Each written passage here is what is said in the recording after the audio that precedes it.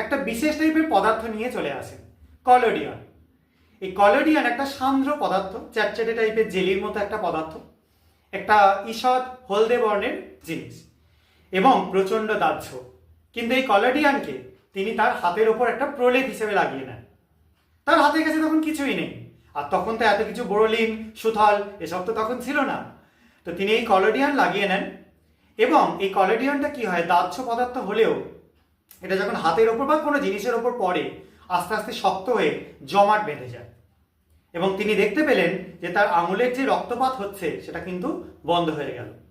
এই কলোডিয়ান তিনি তৈরি করেছিলেন নাইট্রোসেলুলোজ বলে একটা পদার্থ, তার সঙ্গে কিছুটা ইথার, কিছু অ্যালকোহল মিশিয়ে। এগুলোর নাম তোমরা এখন অতটা বুঝতে পারবে না। তো আমি নাইট্রোসেলুলোজটার নাম এই কারণে বললাম, অনেকে তোমরা যারা 11-12-এ পড়ো বা 9-10-এও পড়ো তারা শুনেছো মোটামুটি ভৌত বিজ্ঞানে। যাই হোক, এবার এই যে জিনিসটা তার হাতের উপর একটা প্রলেপ হয়ে গেল আর রক্তপাত হলো না, এটা তার মনের মধ্যে একটা কিন্তু জিনিস স্ট্রাইক করলো। কি জিনিস না, এরকম টাইপের জিনিস যদি আমরা নাইট্রোগ্লিসারিনের সঙ্গে মিশিয়ে ফেলি তাহলে কেমন হয়।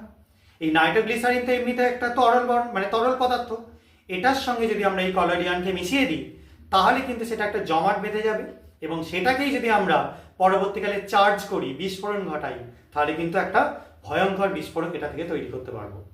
এবং এই বিস্ফোরকটা কি হবে, এমনি নাইট্রোগ্লিসারিন বিস্ফোরক, কিন্তু তাকে সহজে এক জায়গা থেকে অন্য জায়গায় নিয়ে যাওয়া যায় না।